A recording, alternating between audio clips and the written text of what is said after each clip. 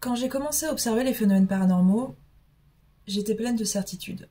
Pour moi, la vie après la mort, c'était une évidence. Mais après une quinzaine d'années d'enquête autour du monde, j'en suis plus très sûre. J'ai aussi appris que s'il y avait des lieux hantés, les phénomènes paranormaux, quant à eux, étaient observables partout. N'importe où. Mais alors, pourquoi certains lieux hantés semblent plus hantés que d'autres? Certains facteurs peuvent renforcer ces phénomènes paranormaux. La présence de certaines personnes, l'énergie, les champs électromagnétiques, et il y a aussi un facteur de temps. En gros, un lieu hanté n'est pas hanté s'il est vide, il n'est pas hanté non plus avec tout le monde, et il n'est pas hanté éternellement. En fait, on a trop tendance à humaniser les esprits et les fantômes. On va leur donner rapidement un nom, une histoire, un aspect, une silhouette, une figure, des émotions, et même parfois, on va imaginer qu'ils sont bloqués à certains endroits pour des raisons souvent sordides. Or, après la mort, toutes ces notions n'existent plus, alors pourquoi un esprit devrait être bloqué à un endroit alors qu'il évolue dans un monde où il n'existe ni mur ni porte? Moi, vous, tout ce qui nous entoure, le mobilier, l'immobilier, la nature, l'espace, tout est constitué de matière. Ce qui signifie que la matière qui composait un humain survit aussi après sa mort. Et si cette matière avait une mémoire? Et si cette mémoire rejoignait des milliers d'autres mémoires en suspens autour de nous en permanence, un petit peu comme ça?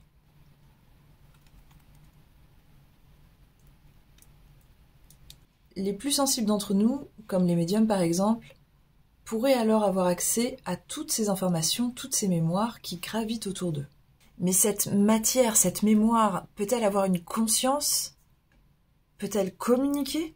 Et d'ailleurs, les médiums n'ont pas besoin d'être dans un lieu hanté pour communiquer avec les esprits. Tout comme les spiritualistes à l'ère victorienne qui pouvaient pratiquer leurs séances n'importe où. En partant de ce postulat, s'il n'est pas nécessaire d'être dans un lieu hanté pour enquêter, en vérité, on peut faire ça n'importe où. Du coup, ce soir, écoutez, je vous propose une enquête un petit peu différente. Je suis actuellement en déplacement dans un hôtel à Paris, un hôtel absolument récent d'une marque très connue, mais que je ne vais pas citer.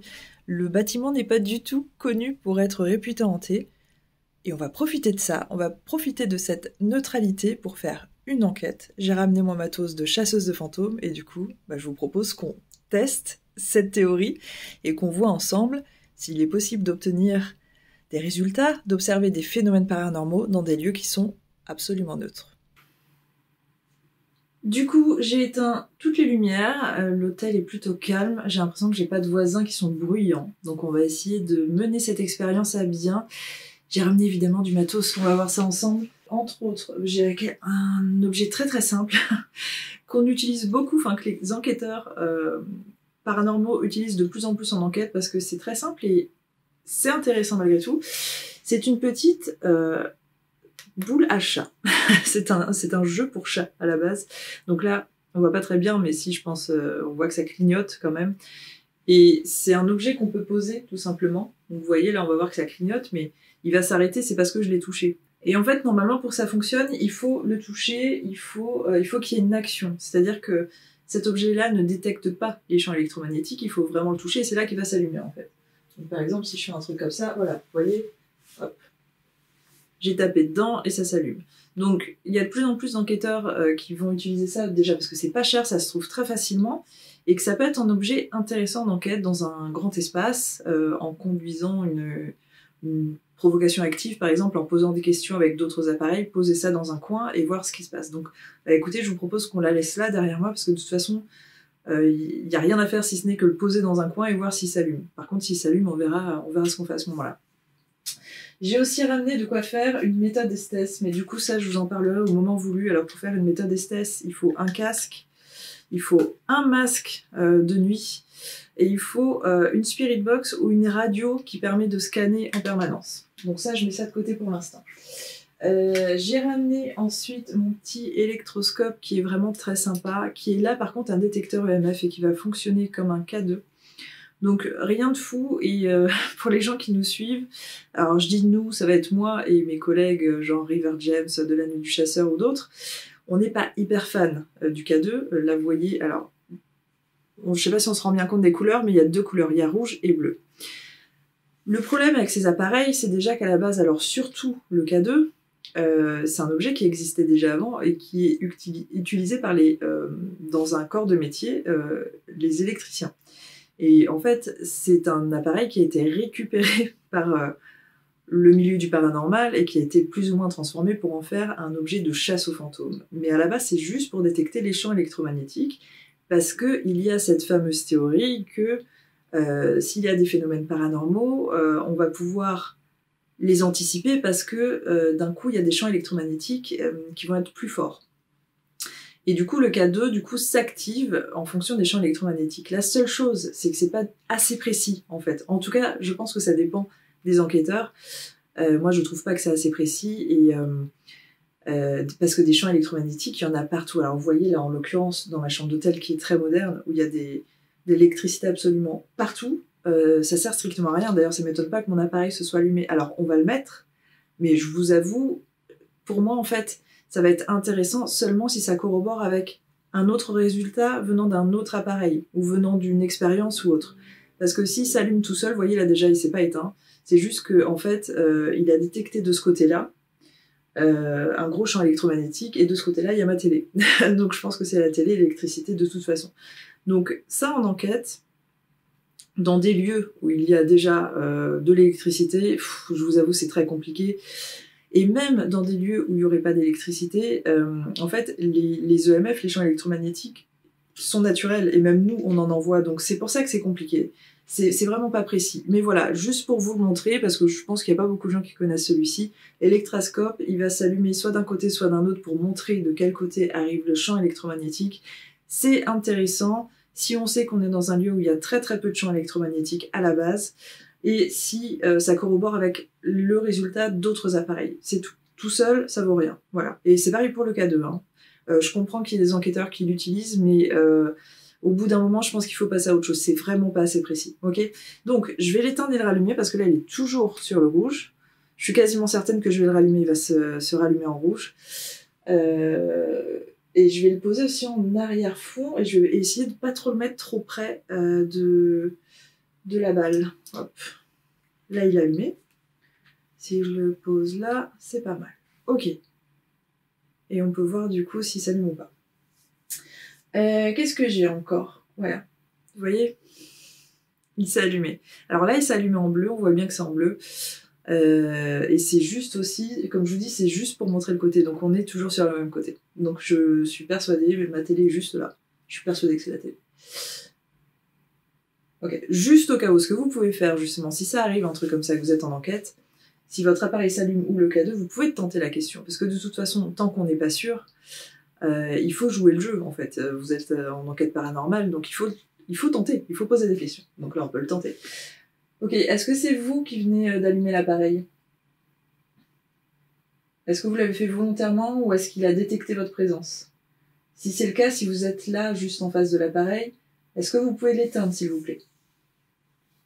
Et là, par exemple, s'il s'éteint, on va pas se dire à 100% que c'est paranormal, mais ça peut être intéressant. Et on peut continuer comme ça, en posant des questions.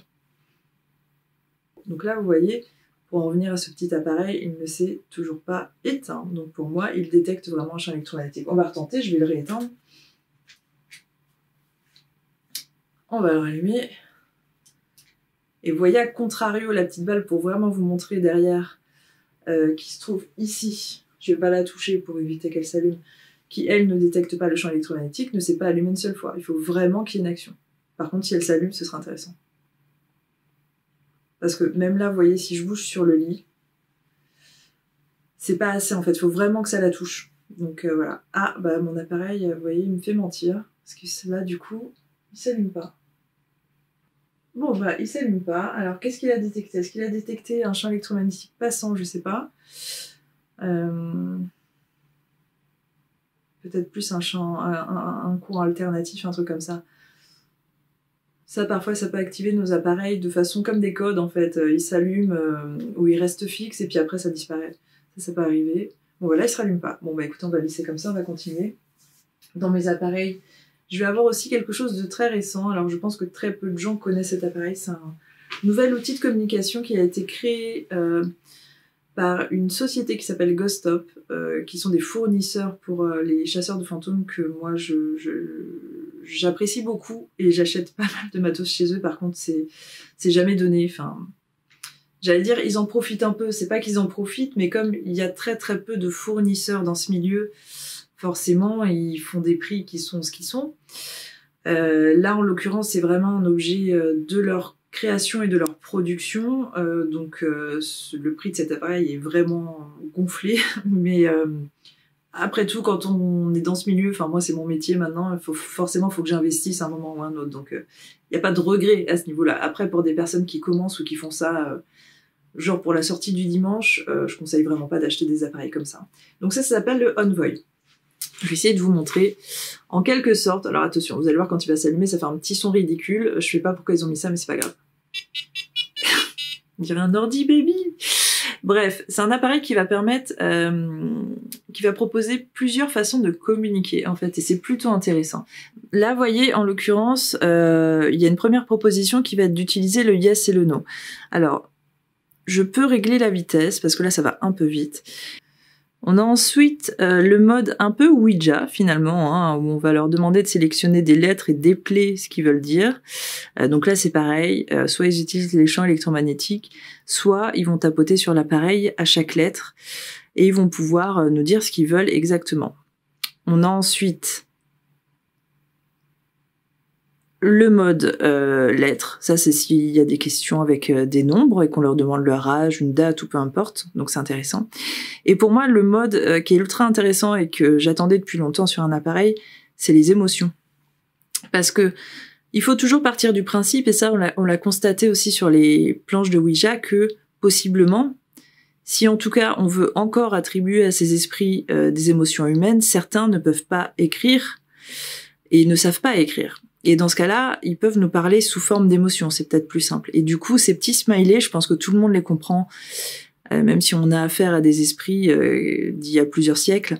Et du coup, c'est intéressant. Donc là, on peut jouer sur les émotions. Voilà, donc le Envoy, en fait, il va permettre de communiquer en utilisant soit les symboles, les chiffres, les lettres, ou le oui et le non.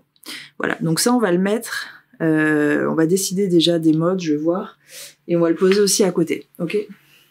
Je vais le mettre, c'est un peu compliqué. De toute façon, vous ne verrez pas d'aussi loin, mais je vous dirai si jamais il s'active. Je vais le mettre un peu là. Hop. Comme ça, moi, je peux voir aussi. Hop là. Et on a cet appareil-là qui s'est toujours pas activé, donc c'est rigolo quand même. C'est rigolo, il m'a un peu fait mentir. Mais je suis quasiment certaine qu'il va s'allumer, et puis comme je vous dis, si ça corrobore pas avec d'autres choses, je vais vraiment pas le prendre en compte. Ok, et après on aura mon smartphone sur lequel j'ai l'application GhostTube. Alors GhostTube, vous l'avez peut-être vu sur d'autres vidéos ou sur certaines de mes vidéos à moi. C'est une application qui a été créée par un couple d'enquêteurs australiens que je connais, Amy et son amoureux, et ils font le tour du monde depuis 3 ans des lieux hantés. Et son amoureux du coup a créé une Ghostbox en fait sur smartphone. C'est une application qui permet justement de communiquer en utilisant des mots. En fait, si vous préférez, sur cette application, il y a une banque de mots, il y a plein de mots qui ont été sélectionnés.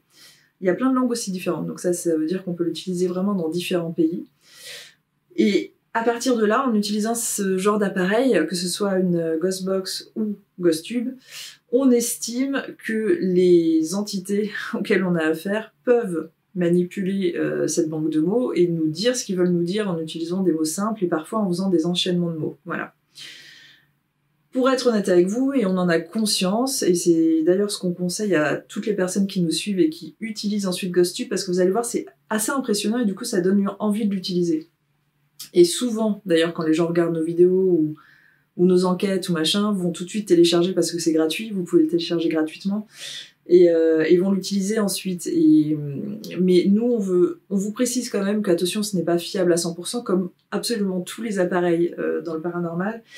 Il faut avoir un peu de recul par rapport à ça. Tous les mots qui vont sortir, il ne faut pas les prendre au pied de la lettre. Il ne faut pas tout de suite vous dire que ce sont des réponses. Ça peut être des mots qui sortent de façon aléatoire.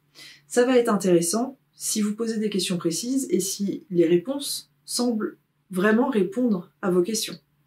Et si ça continue comme ça pendant quelques secondes, minutes, là vous pouvez vous dire « Waouh, là c'est très intéressant ». Après, si c'est des mots qui sortent comme ça de façon aléatoire et que ça répond pas à vos questions, vous pouvez déjà plus ou moins vous dire que voilà, c'est plutôt les champs électromagnétiques autour là qui sont en train de sélectionner des mots et que c'est pas vraiment fiable. Et ça voilà, c'est vraiment à prendre avec des pincettes comme absolument tous les appareils. Et une fois de plus, je vous le dis, ce qui est intéressant, c'est quand on a plusieurs appareils qui vont offrir les mêmes réponses. C'est pour ça que moi, quand je suis en enquête et quand je fais des événements, j'aime bien sur mes ateliers proposer des expériences où on a plusieurs moyens de communication et voir si tout corrobore. Si j'ai un résultat à un endroit et un autre à un autre endroit et encore un autre à un autre endroit, je vais pas me dire que l'expérience est ratée, mais je vais pas forcément me dire qu'il se passe quelque chose. Par contre là, si j'ai exactement la même chose sur mes 3 outils de communication, là pour moi c'est très intéressant. Voilà. Donc en enquête aussi, je vous conseillerais ça, d'utiliser plusieurs types d'appareils et vraiment de les mettre en même temps en fait, pour voir justement si tout s'active et si tous disent la même chose. Voilà, c'est là que ça devient intéressant.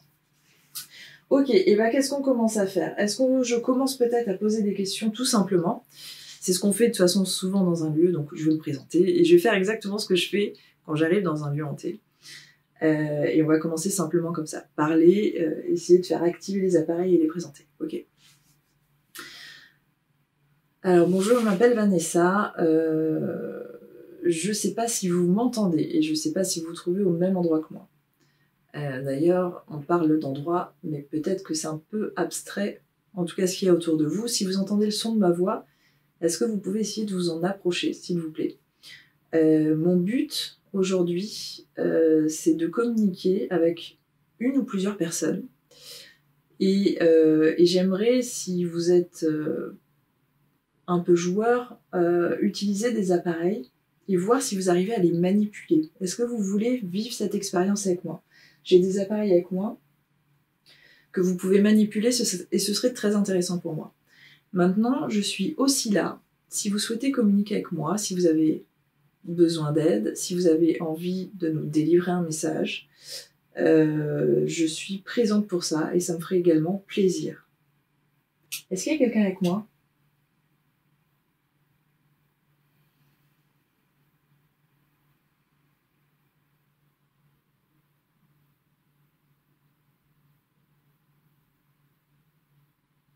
Alors, autre chose, vous pouvez faire un bruit dans cette pièce. En tout cas, si vous arrivez à voir la pièce, dans cette pièce, ce serait plus simple. Quel que soit le bruit, vous pouvez aussi faire d'autres choses qui pourraient être plus impressionnantes, simplement pour me faire savoir que vous êtes là.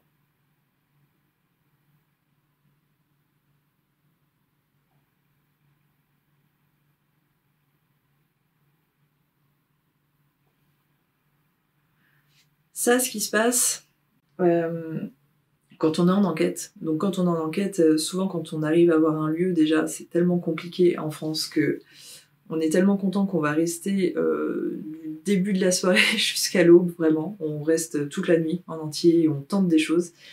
Et ça, ce qui se passe, ça peut durer très longtemps. Donc en fait, c'est là où soit... Alors souvent, il faut persévérer, bien sûr. Hein. Là, il ne faut pas s'arrêter au bout de 5 minutes. Je ne vais pas vous infliger ça. Je vais continuer, moi, mais en effet, vous ne le verrez pas avec le montage.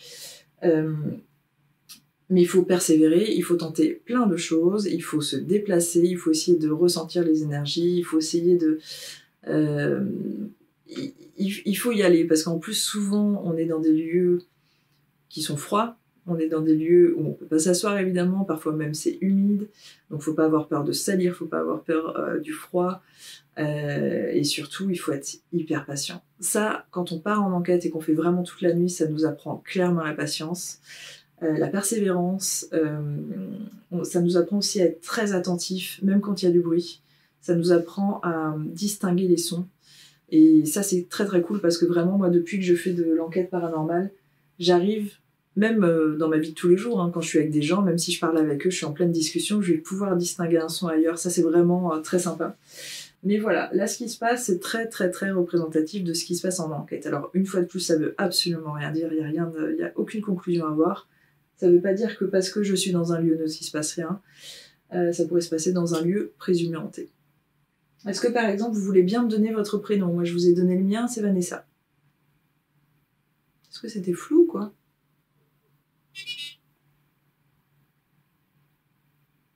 P. Ok, P. Est-ce que vous pouvez mettre la deuxième lettre?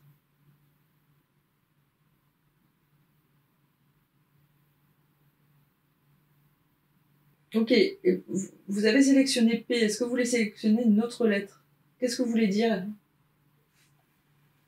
Ou alors peut-être que vous êtes trompé? Est-ce que vous voulez recommencer? Je vais remettre l'alphabet.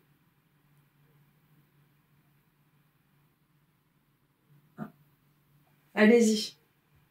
Vous pouvez recommencer du début si vous voulez.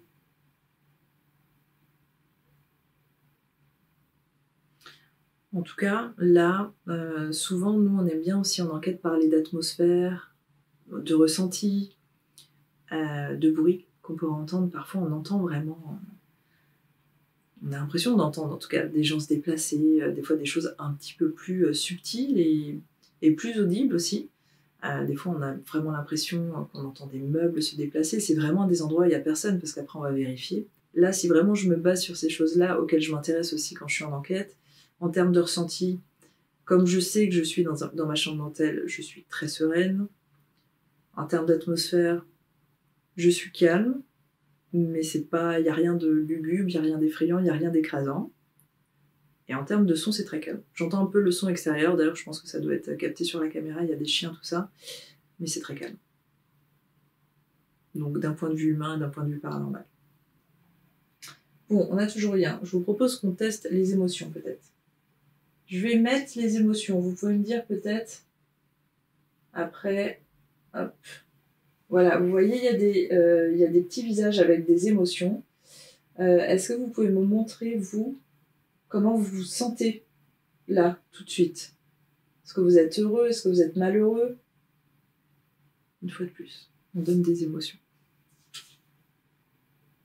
Mais c'est comme ça aussi qu'on peut étayer nos théories et qu'on peut les aiguiser justement.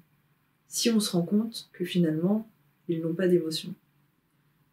Ou en tout cas, si on a de plus en plus de phénomènes paranormaux où des émotions sont mises en avant, ça nous permet en effet de définir certaines choses et d'étayer certaines théories. Donc là, en vérité, c'est intéressant, juste pour choisir un camp, en quelque sorte.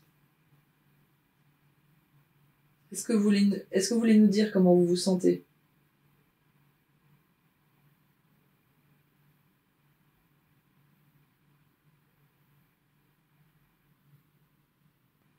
Là, ce que j'aimerais faire, du coup, d'ailleurs, je vais laisser tout ça en fond, c'est une méthode Estes. Alors, méthode Estes, pour ceux qui regardent La Nuit des Chasseurs, vous savez que c'est une méthode qu'on utilise beaucoup. Sur mes événements, j'utilise beaucoup. Je l'utilise aussi en enquête.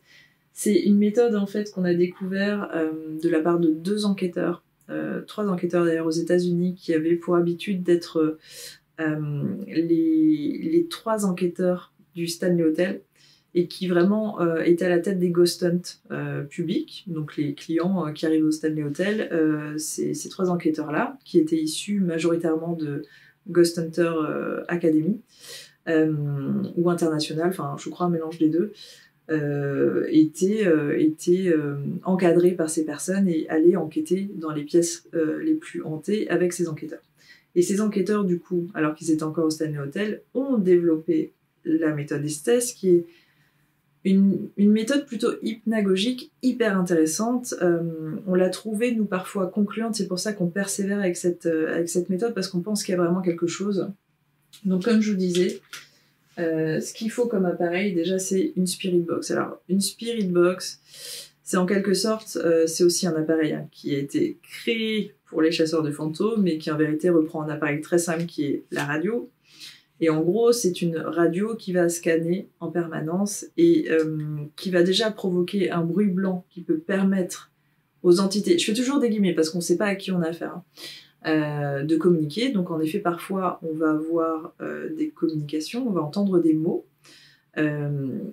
et ça peut provenir de voix désincarnées. Parfois, du coup, ça va être des mots de la radio, mais il se dit aussi que ces mots sont présélectionnés pour tenter de communiquer. Donc voilà, on a ces 2 modèles-là.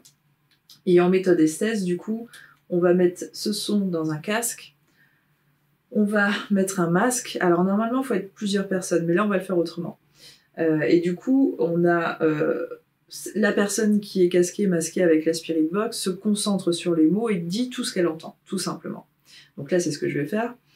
Et normalement, les personnes qui sont autour, qui observent la scène, posent des questions et voient justement si ça corrobore et si la personne qui n'est pas censée entendre ce que les autres disent, dit des mots qui semblent répondre.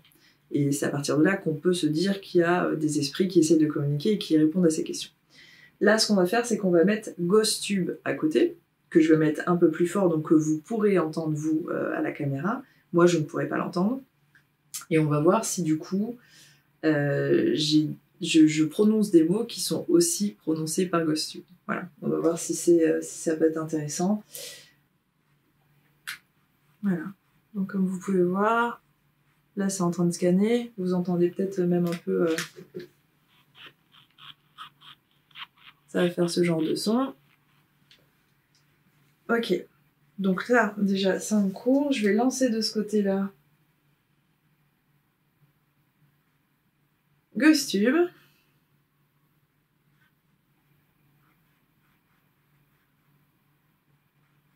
Hop là.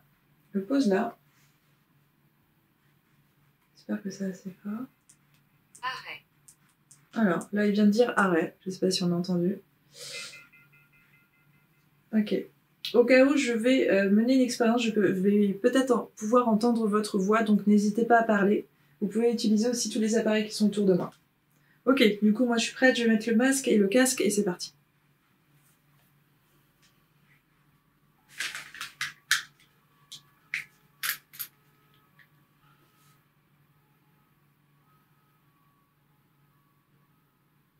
Bonjour.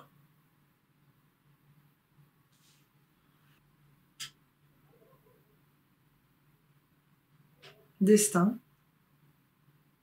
Tout de suite.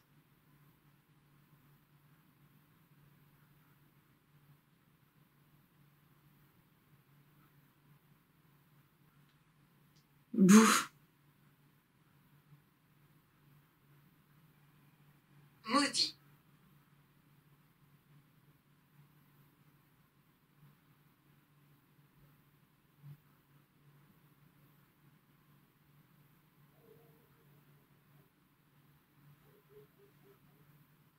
Que devrais-je faire?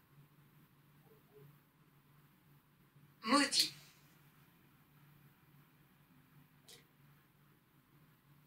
C'est bizarre.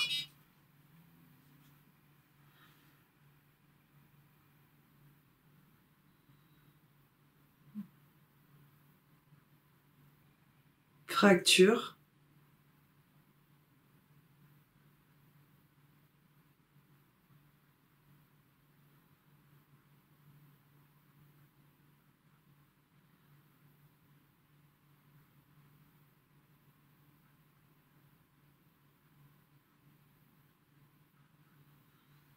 Oh, j'ai entendu rigoler. C'est chelou.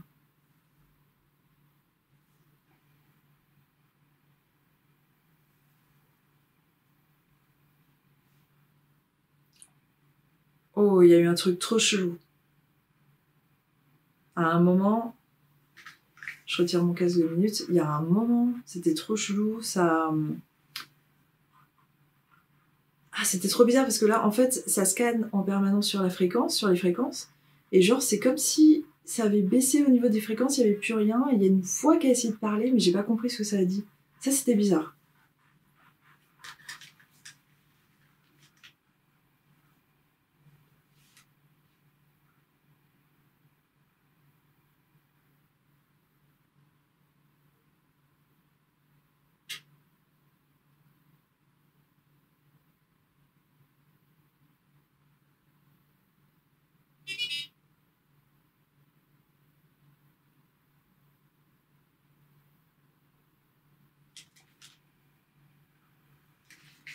Ok, alors, je m'étais juste arrêtée 2 secondes parce que je voulais changer le mode AM et FM.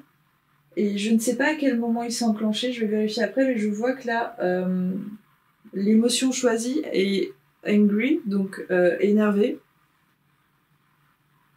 Et je sais pas à quel moment il s'est activé. Je trouve ça intéressant. Est-ce que je devrais mettre autre chose que les émotions? Je vais peut-être essayer les lettres. Et on va voir si à la fin je retrouve des mots. Je vais remettre l'alphabet. Vous pouvez écrire aussi au niveau de l'alphabet, ok? Vous pouvez parler sur cet appareil, écrire au niveau de l'alphabet, utiliser les appareils, les allumer, et me parler, moi, dans mes oreilles directement. Voilà, sur la radio, ok? C'est reparti.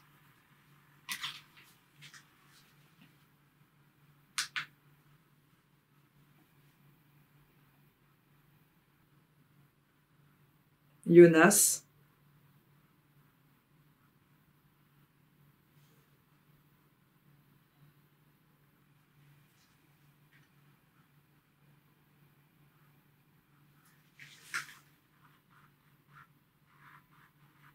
Grand-père. Grand-père, ok. Alors pardon, je réagis comme ça parce que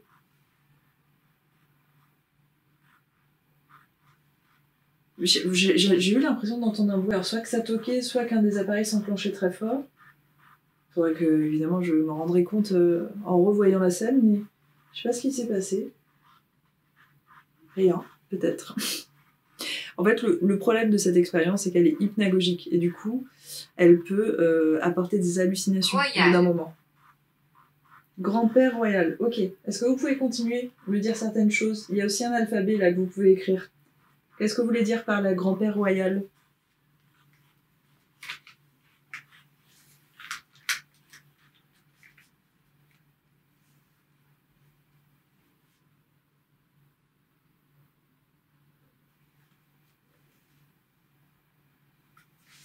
C'est un délire.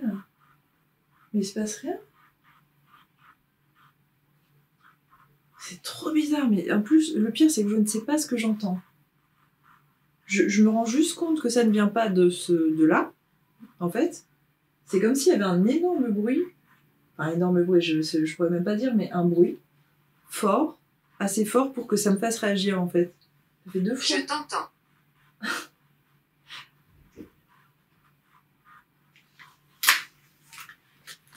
Royal.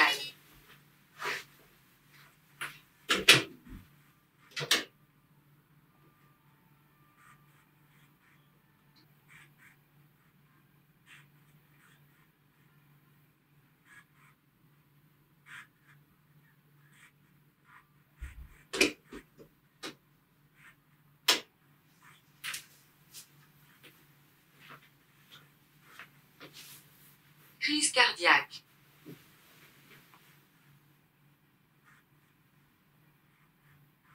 Ah bah alors, entre-temps, il s'est passé plein de trucs. Je suis allée vérifier.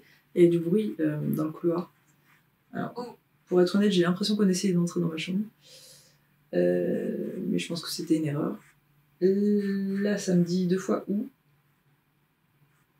Est-ce que vous êtes avec moi? Et là,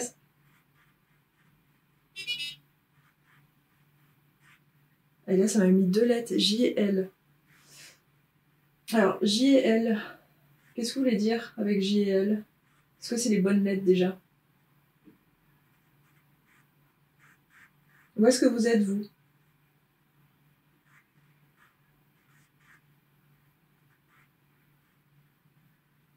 Du coup, ça m'a un petit peu refroidi. Quel? Quel quoi? Où? C'est ça que j'entendais, je pense. Parce qu'en plus, ça vibre un peu. Ah, je pense que c'est mes voisins qui font du bruit. Et du coup, comme ça résonne, c'est mon corps qui l'a ressenti, ça m'a sorti de l'expérience.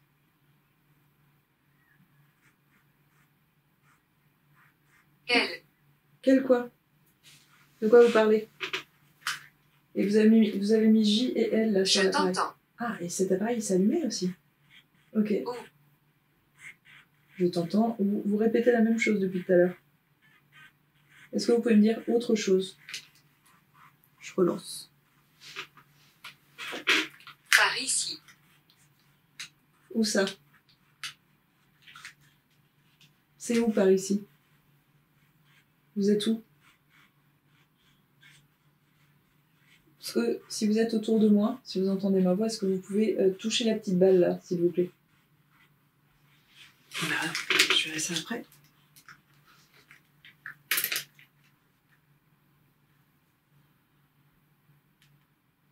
Enregistrer.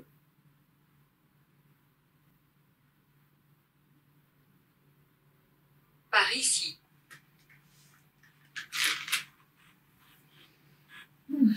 Ça commence à être un petit peu long. Par ici. Ok. Chaise. Chaise? Qu'est-ce qu'il y a sur la chaise?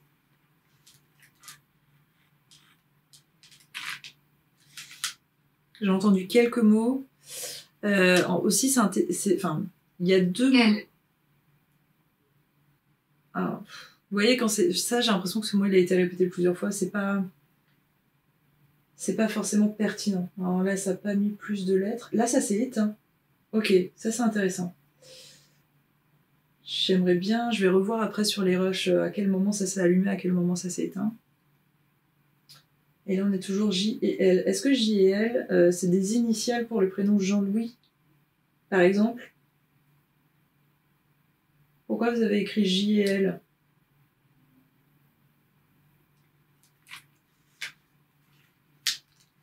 Ouais, et donc je disais, j'ai entendu à deux moments, des moments qui étaient vraiment différents du reste. Parce que quand ça scanne les radios, ça va très vite sur les radios et c'est toujours plus ou moins le même son, un petit peu lancinant. Et c'est comme si d'un coup ça s'arrêtait et qu'il y a quelque chose qui essayait de prendre le dessus, en fait.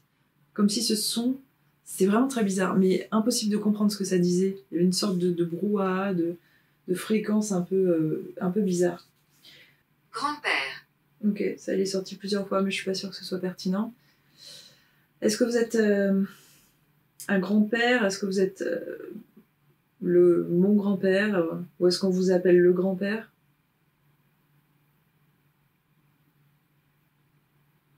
Laura. Est-ce que Laura, c'est votre prénom? Est-ce que vous pouvez me dire mon prénom à moi? Laura.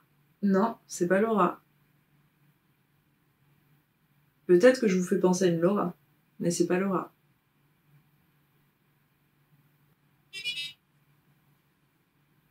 Oui. Yes. Ok, allez-y du coup.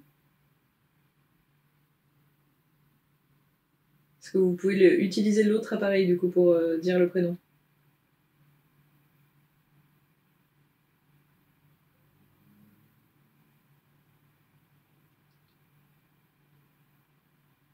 Ça, bien évidemment, ça peut être des synchronicités. Hein. Ça peut être rien du tout, comme je vous le dis hein, depuis le début. On essaye juste de faire en sorte de voir si on peut arriver à quelque chose. On joue le jeu. Ok, bon, peut-être que ça vous embête cette question, peut-être que vous savez pas mon prénom, c'est pas grave, vous inquiétez pas. C'est qu'un détail. Est-ce que... Royal. Alors juste dites-moi pourquoi vous insistez sur ce terme. Pourquoi c'est important pour vous? Qu'est-ce que vous voulez dire par là, royal?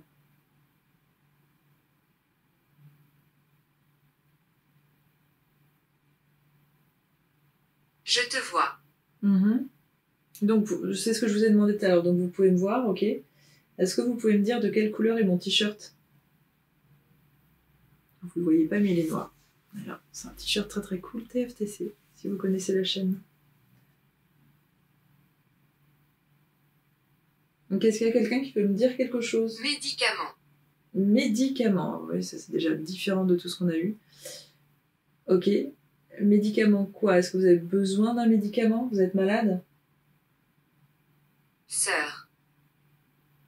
Vous êtes la sœur de quelqu'un? Vous êtes la sœur de qui? Ou c'est votre sœur qui a besoin de médicaments? Est-ce qu'elle est malade? Est-ce que vous avez besoin d'un médecin?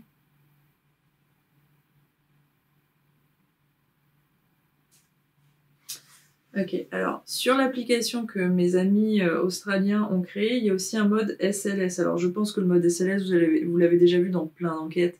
Moi, c'est un mode que j'adore pas. savez, c'est ce mode où, qui va représenter des petits bonhommes bâtons vert fluo, en les représentant comme si c'était des entités dans la pièce. Et c'est un mode qui plaît beaucoup aux gens, parce que ce soit des enquêteurs hein, ou des gens qui regardent ce genre de vidéos, parce que je pense que pour eux c'est parlant en fait. Moi, je trouve que c'est un mode qui n'est, une fois de plus comme le K2, pas assez au point, et qui va détecter plus ou moins des choses dans une pièce, et va imaginer du coup que c'est un bonhomme, et va créer un bonhomme en fait. Donc je pense qu'il y a pas mal d'anomalies encore sur le mode SLS, mais écoutez, on va le mettre, et on va regarder s'il y a des petits bonhommes bâtons dans cette pièce. Hop.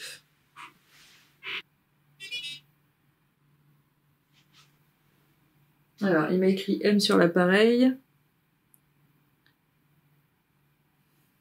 Je suis en train de scanner la pièce. Alors, vous voyez là, par exemple, je sais pas si on voit bien. Quand je passe sur le lit, vous voyez, il fait une sorte de lien. Hein. Il essaye de me créer... hop, il voit qu'il y a 2 appareils. Il commence à me créer un truc, là. Donc, c'est là où je vous dis... on va essayer de le mettre ailleurs.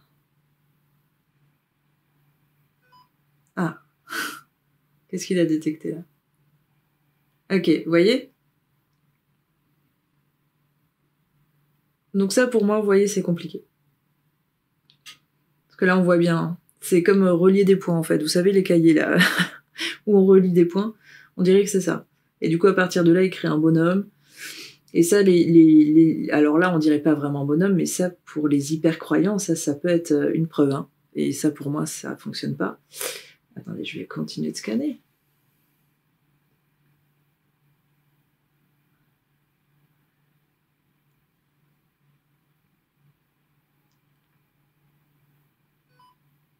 Voilà, là aussi, vous voyez. Ouais, non, je crois que ce mode SLS, là, on n'est pas fan. Et on va tenter Ghostvox, qui est cette fois un peu comme un Ecovox, en fait. Je vous sors plein de noms hein, d'appareils, mais bon, ils essayent d'être très innovants dans ce milieu. Et Ecovox, en fait, c'est plus ou moins une spirit box qui va être dans une... comme si c'était dans une boîte avec une forte résonance, et du coup, ça va apporter un peu de profondeur. Et il paraît que ce serait plus précis et que ça permettrait d'entendre plus de mots, mais bon, voilà, vous allez voir ce que ça donne. Est-ce qu'il y a quelqu'un?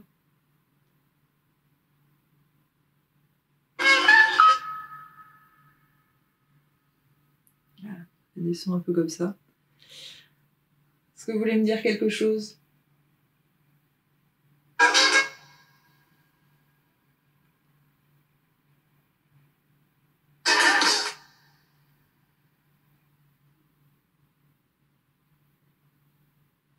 Bueno,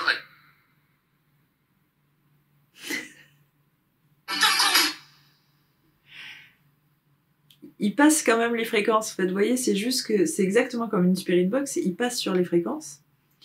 La seule chose, c'est qu'en fait, il le renvoie d'une autre manière. Et du coup, c'est très différent. Alors, c'est bien parce qu'on n'a pas ce bruit lancinant qui est très désagréable, ce bruit blanc là. Mais c'est juste que c'est un peu déformé. Alors, du coup, ça, en enquête, quand vous êtes dans un lieu qui est déjà très effrayant, c'est flippant de ouf. Hein. Et c'est fait pour, je pense. C'est fait pour. C'est un peu sensationnel. Et la voix, elle était chelou juste avant. Ok, est-ce qu'il y a quelqu'un avec nous? Est-ce que vous voulez nous dire quelque chose?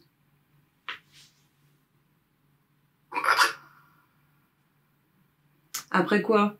Ça, clairement, c'est de la radio. Est-ce que vous voulez me dire votre prénom? G.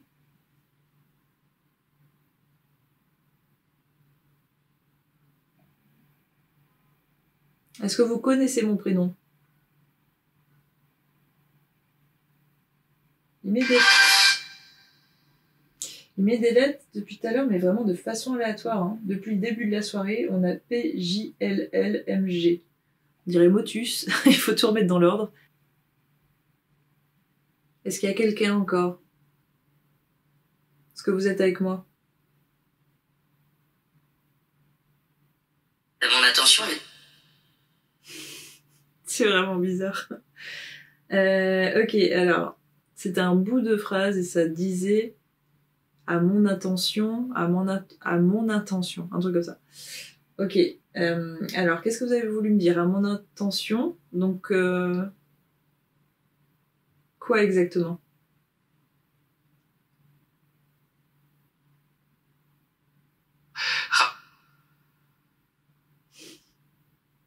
Ça me fait, ça me fait marrer parce que je trouve ça impressionnant. Impressionnant, pas dans le sens. Bolivienne. Il y a eu un petit bip bip, mais je sais pas d'où il vient. Je crois pas que ça venait de là. Mais je vois pas c'est quel appareil. Parce qu'on n'avait pas d'autres. Ok. Bolivienne, il a dit. Ok. Impressionnant dans le sens où ça peut être hyper sensationnel une fois de plus. J'utilise cet appareil très fort là dans un, je sais pas, je suis en train de m'imaginer à Penhurst, l'asile hanté qui se trouve en Pennsylvanie. Je pense que je défaille en 2 secondes. Hein. C'est très impressionnant, mais c'est pas impressionnant par le résultat. Ok, on a des mots qui vont et qui viennent et qui n'ont pas forcément de sens. Et moi, j'aimerais bien avoir une discussion avec quelqu'un. Mobilisation. Mobilisation, donc ça c'est clairement, je pense que ça parle de la grève. Hein. À part ça, mobilisation, qu'est-ce que vous voulez me dire? Est-ce que il y a une vie après la mort? Est-ce que vous pouvez répondre à ça? Est-ce que vous pouvez me voir?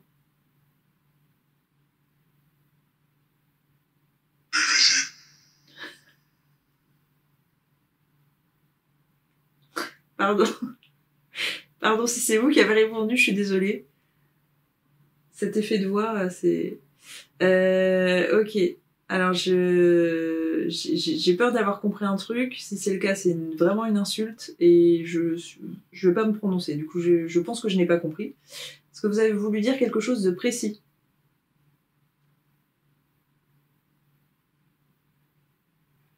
Une chose, Incompréhensible. Très effrayant. Incompréhensible.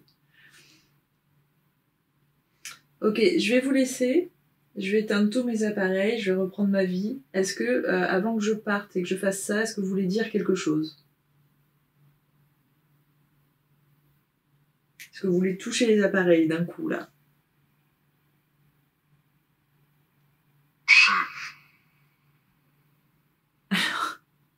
Moi, je comprends si, donc oui. Oui, est-ce que vous voulez le faire? Est-ce que vous pouvez faire quelque chose? Vous pouvez allumer la balle, ça me ferait vraiment plaisir, ça.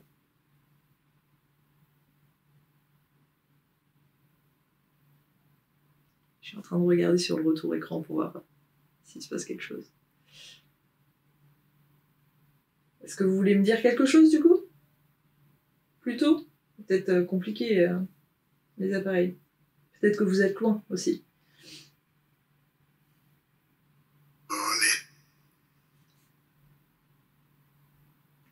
Je crois que je suis incapable de garder mon sérieux avec cette application.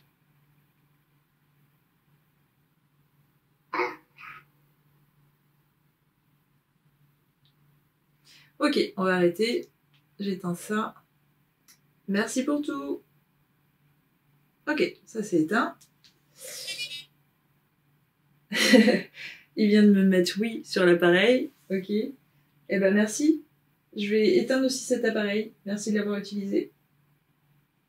Hop, cet appareil est éteint. Au revoir Envoy. Je vais laisser ces 2 appareils derrière moi si jamais ils voulaient s'allumer. En tout cas, là, à chaud, on pourrait se dire, en tout cas moi, ayant vécu l'enquête, que c'était pas fameux, il s'est pas passé grand chose de concluant. Maintenant, je vous dis, ça arrive, ça même souvent quand on est en enquête dans des lieux présumés hantés, on repart complètement déçu, parce qu'en plus, souvent, comme je vous disais, c'est compliqué d'obtenir des lieux en tant que chasseur de fantômes, surtout en France. Donc quand on a un lieu, vraiment, on va l'optimiser toute la nuit, on va passer beaucoup de temps. Et ça, dans une vie où on a déjà un métier à côté, et souvent une vie privée, enfin voilà, plein de choses, il y a plein de facteurs. Partir en enquête, c'est vraiment quelque chose de coûteux, ça prend du temps, ça prend de l'énergie.